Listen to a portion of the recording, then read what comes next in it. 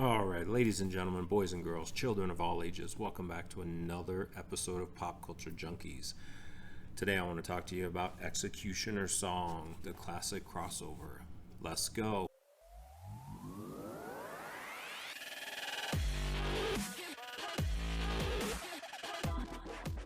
All right, everyone, thanks for tuning in again. Remember to hit that like, hit that subscribe.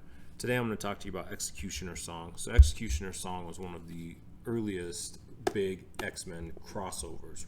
X-Cutioner Song is one that sticks out for a lot of people because it's happened at that height of X-Men in the early 90s. I've owned this book since 1994. This trade came out in 1994. You can see it's falling apart. I've read this thing dog-eared, and I'm actually going to do this review just based off memory right now because I've read it so many times, but even just holding it, it makes me want to read it again. This is the I grew up on right here. This is a lot of us grew up on in this same demo who are in this hobby today.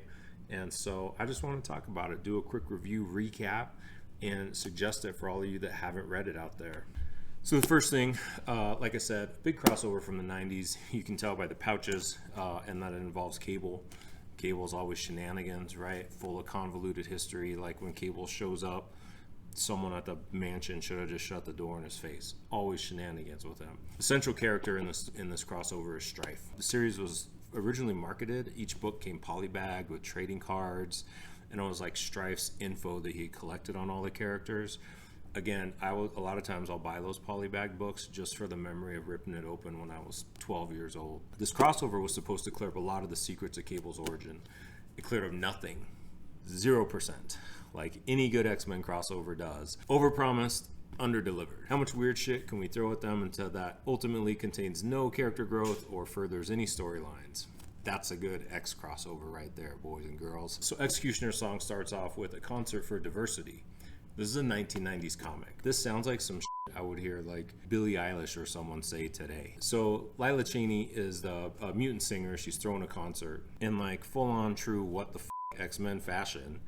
Her mutant power is teleportation, but only interstellar distances, right? She can teleport, but just interstellar distances. At her concert, Cable shows up and shoots Professor Xavier.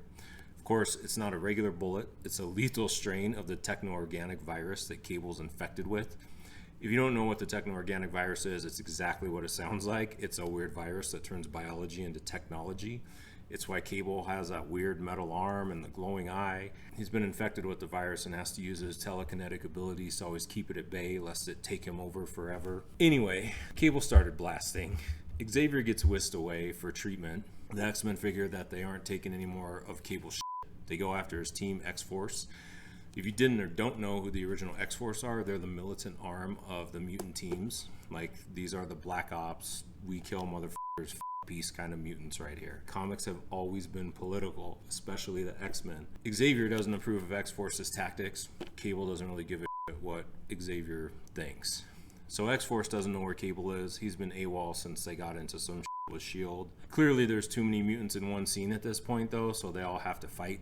The X-Men attack X-Force. Mr. Sinister shows up because why the not? Sinister has been working with Strife. Sinister tells the X-Men it was really Strife who shot Xavier. Meanwhile, Strife fights Apocalypse for some kind of abuse he suffered as a child from Apocalypse.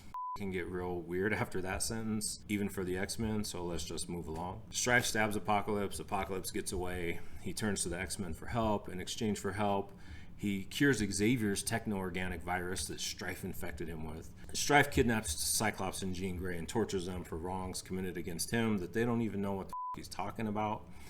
If you can't tell by now, Strife is pretty up. Like, dude has major problems.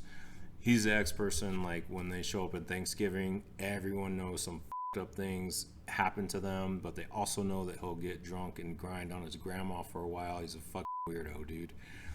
So when Jean, when she gets a chance, she reaches out to her one true love, Wolverine, with a mental SOS. If anything could be more emasculating for Scott, I'm not sure what it is. Like, they're trapped being tortured, and the person that she reaches out to, of all people, is Wolverine. This is on the moon, by the way. Like, they're trapped on the moon. So it's going to take like 20 other people other than Wolverine for them to reach out to, but like in her moment of reaching out for someone, that's the person she goes to. So everyone arrives on the moon to fight Strife. X-Men, X-Force, Apocalypse. Strife makes a force field that only someone with Summers DNA can pass through, right? So your Summers brothers, Cyclops, Havoc, but somehow Strife and Cable can pass through too. So Cable and Strife disappeared through a portal. No one knows where they went, potentially dead. Who knows? Genius Jean Grey deduces that Cable and Strife must be Scott's kid, who he had to send into the future in a whole other storyline when Apocalypse infected the kid with a techno-organic virus. So the kid Scott had, by the way, came from his relationship with a clone of Jean Grey, who he left and his brother then fell in love with. That's a whole other tale for another day. Her name's Madeline Pryor, and there might not be a more mistreated member of the X family out there than Madeline Pryor. And that really wraps up pretty much the whole story. So like I said, no real closure. You don't really find out much more about Cable, like it was supposed to reveal all the secrets and things would never be the same. To be fair, things were never the same, but it didn't really reveal a whole lot other than Cable's the kid that got infected with the virus and was sent in the future, who clearly he's the only other person infected by the virus. So why it took a whole crossover for them to figure that out, I don't know. However, it is my favorite X crossover, is all the X-Men insanity rolled into one story. Let me be clear with this to you. This is not great literature. If you're looking for Watchmen, this ain't it. Right, like this is not it.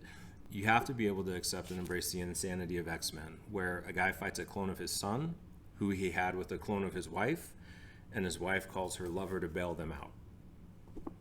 Right? If you can't get on board with that, don't read it. But if it said that sounds intriguing to you, check it out.